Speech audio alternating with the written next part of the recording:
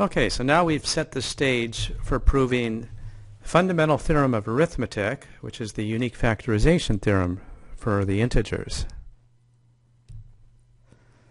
So let's start with Euclid's lemma. Euclid's lemma says the following: if A is a divisor of B times C, and A is relatively prime to B, then A must in fact be a divisor of C. So let's see what's going on here. Okay, so lay out our hypotheses. A is a divisor of B times C. What does that mean?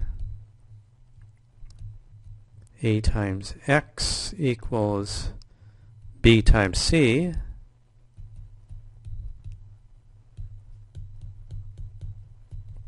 For some integer X. AB equaling 1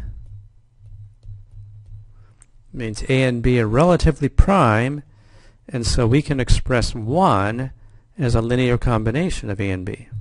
So 1 would equal, let's say, AU plus BV for some integers U and V. And that's by the GCD LC theorem. Now, what's my goal? Let's think about that for a minute. My goal is to show A is a divisor of C.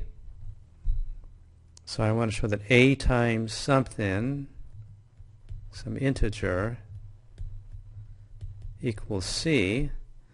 Well, I don't see a C all by itself up in my hypotheses. I see a C times B.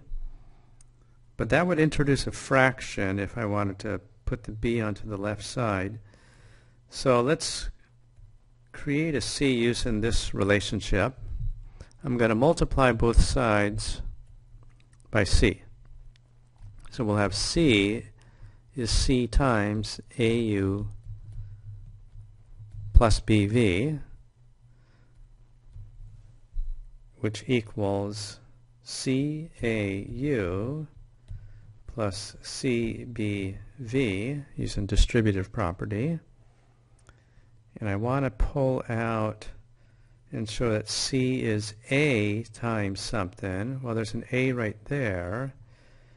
And so I want to produce an A here by substituting in that BC is AX. And that should do the trick. So we got an A. I'll pull that to the side.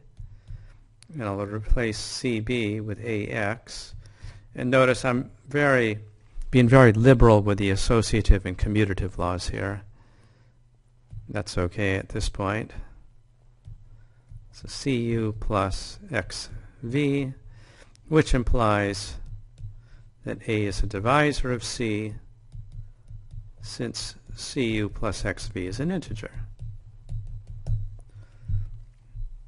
From Euclid's lemma, we get a property for divisibility of primes. Let's just remind ourselves of the definition of a prime. So primes are integers like 2, 3, 5, 7, 11, whose only divisors are 1 in themselves. The other integers bigger than 1 are called composite numbers. So any composite number can be expressed as A times B. For some integers, A and B strictly bigger than 1, like 4, 6, 8, 9, 10, 12, etc. Now notice 1 is left out of the list. We don't call 1 a prime or a composite, and the reason is that it would foul up our unique factorization theorem. So suppose you wanted to factor 6. You'd start by saying it's 2 times 3, but then you could say, well, it's 2 times 3 times 1, and it's 2 times 3 times 1 times 1, and there would be no end to the factorization if we allowed 1 to be a prime. And these would all be distinct prime factorizations if 1 was a prime. So we want to avoid this. If 1 is prime, we get distinct factorizations, etc. So this divisibility property comes right from Euclid's lemma. Suppose P is a prime that divides A times B. Then we claim that P is either a divisor of A or a divisor of B. And this generalizes to n numbers in part B. Okay, so let's look at this. So P is a prime. P is a divisor of A times B.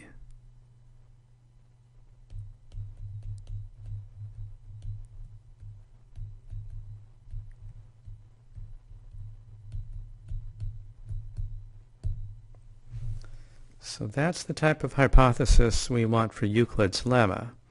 One number dividing a product of two numbers. So if P is relatively prime to A, then we can apply Euclid. And so we have two cases to think about. If P already is a divisor of A, we are done. All right, then P would be a divisor of A or B. Otherwise,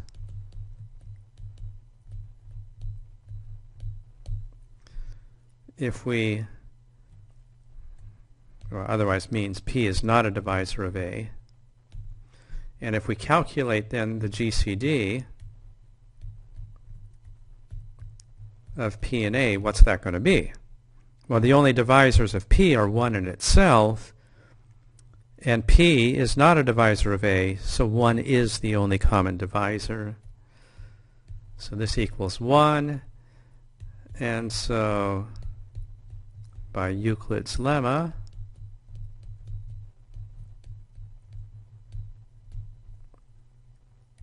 P must be a divisor of B. QED. So we've proven that it must be a divisor of A or B in both cases. Part B follows by induction. The case n equals 2 is part A.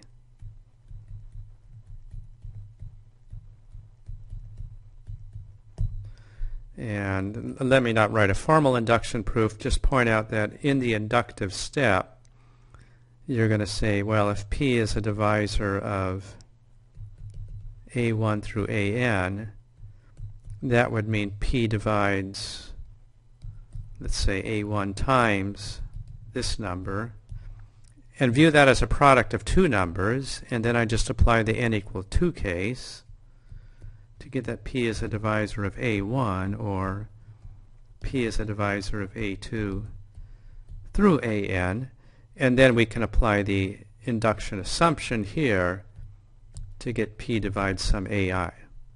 So it's very straightforward. Now, incidentally, this is the property that algebraists used to define what they mean by a prime in a general ring, in a general integral domain.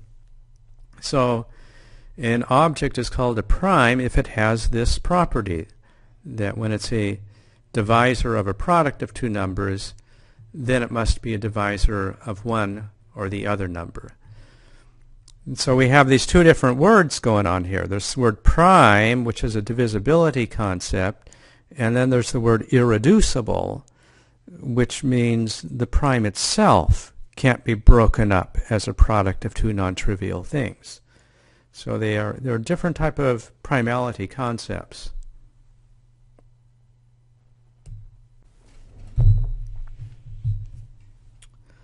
The fundamental theorem of arithmetic, I'll abbreviate it FTA. Any positive integer strictly bigger than 1 can be expressed as a product of primes, and this expression is unique up to the order of the primes. So up to the order means, for instance, with 12, you could write it as 2 times 2 times 3, or 2 times 3 times 2, or 3 times 2 times 2. And we consider these all the same factorization. Now, one might have an objection right here. How do you express 7 as a product of primes? Well, okay, you technically can't do it, So you might say a product of one or more primes, something like that.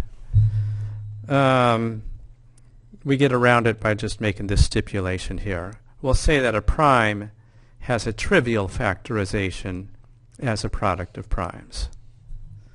So there are two parts to the theorem, an existence part and a uniqueness part. The existence part just goes back to induction, and we'll use what we call the strong form of induction. So let Pn be the statement that n can be expressed as a product of primes. P of 2 is true since 2 itself is a prime. So remember, our induction starts with n equaling 2, so that's the base case. Suppose now the statement is true for all values up to a given value n. So suppose P of k is true for all k starting at 2 less than n, and now consider P of n.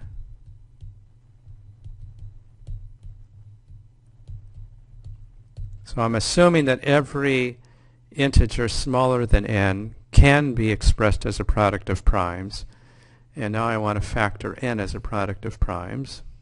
Well, if n is a prime, we're done. It would be a trivial product. Otherwise, n is composite. So n equals ab for some integers a and b strictly between 1 and n.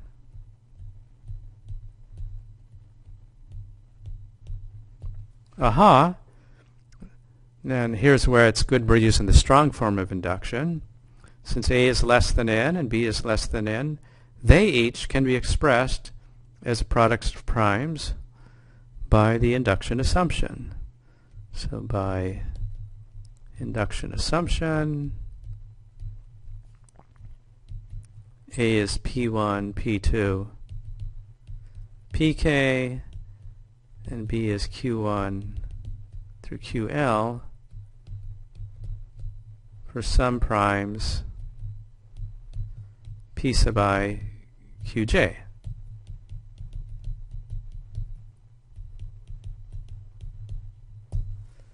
And therefore, n, which is a times b, is a product of primes. It's just p1, p2 through pk times q1, q2 through ql. A product of primes. QED. So this is one of the classical proofs where you'd make no progress whatsoever with just standard induction. Standard induction, you just assume n is true, and then you'd want to prove n plus 1 is true. We're really forced to use the strong form of induction here. On to uniqueness. Okay, so uniqueness, we suppose we have two different factorizations of a given n. Say p1, p2 through pk, and q1, q2 through ql for some primes pi, qj, I goes from 1 to k, j goes from 1 to l. They don't have to be distinct primes. And by symmetry, let's assume that k is smaller than l. So we may assume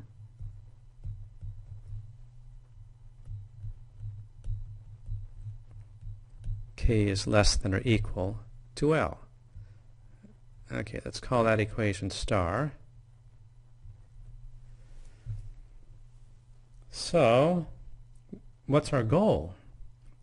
Well, to prove it's unique, we want to show that these are really exactly the same set of primes on both sides here. So I have to take P1 and show that P1 occurs somewhere over here on the right-hand side, and that P2 occurs somewhere on the right-hand side, etc. So let's start with the prime P1. And observe that P1 is a factor of the right-hand side. We have P1 times P2 through Pk equals the right-hand side. Just call it RHS. And so P1 divides Q1, Q2 through QL. But we just proved a lemma that said if a prime is a factor of a product of numbers, then it must be a divisor of one of those numbers. So by lemma, P1 divides Q, and what notation do I want to use? Let's call it I sub 1. For some subscript I sub 1 belonging to the set 1, 2 through L. But both of these are primes. So P1's a prime, Qi sub 1's a prime. The only way one prime can be a factor of another is if they are in fact equal. Since both are primes,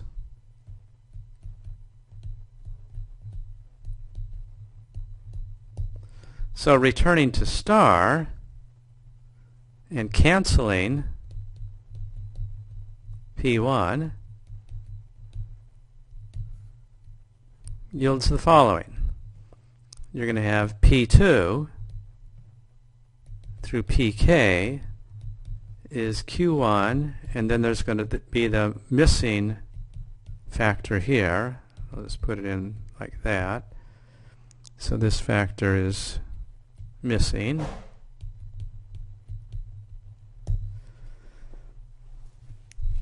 Which looks a whole lot like where we started, except we've eliminated one of the primes.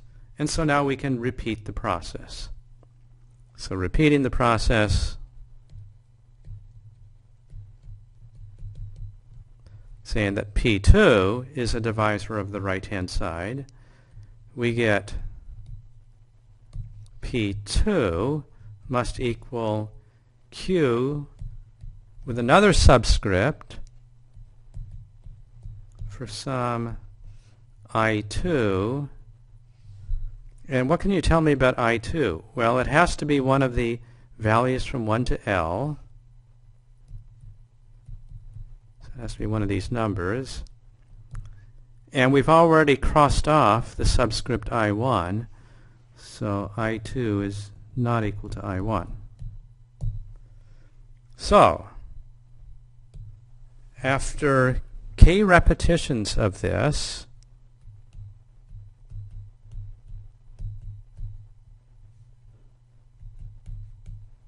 process k times yields what? Well, yields an equation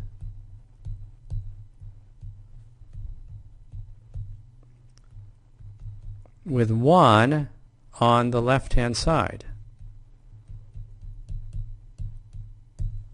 Right? We started with P1, P2 through Pk is Q1, Q2 through QL, and at each step we crossed off P1, we crossed off P2, we crossed off Qi1, we crossed off Qi2, and so on. So we keep crossing off things like this.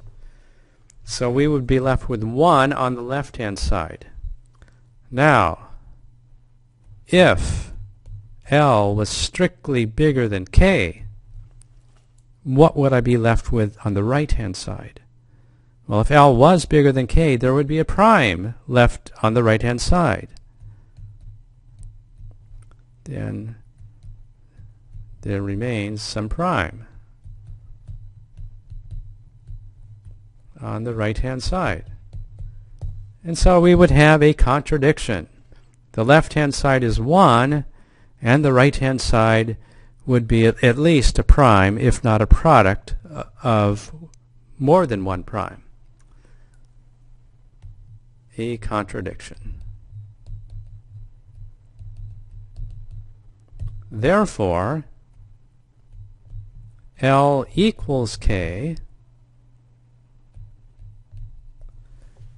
and we would have the following permutation. We have P1 is QI1, P2 is some QI2, and PK would be QIK for some permutation I1, I2, IK of 1, 2 through K. So the PIs and the QIs are just a permutation of one another. And that's what we mean by uniqueness, QED.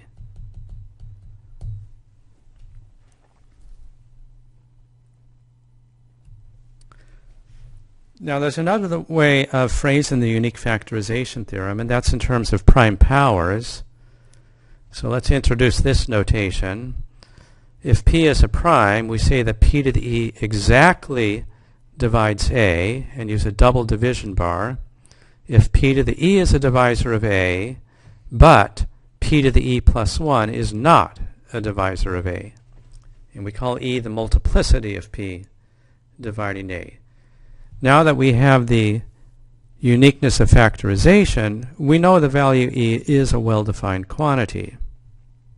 So we can restate the fundamental theorem of arithmetic as follows. Every positive integer greater than 1 can be uniquely expressed as a product of distinct prime powers. N equals P1 to the E1, P2 to the E2, times ... times pk to the ek power. So here the E sub i's are the multiplicity of the P sub I dividing n. And there's nothing going on here. You just factor the number into a product of primes and you group together all of the like primes to create the prime power factorization.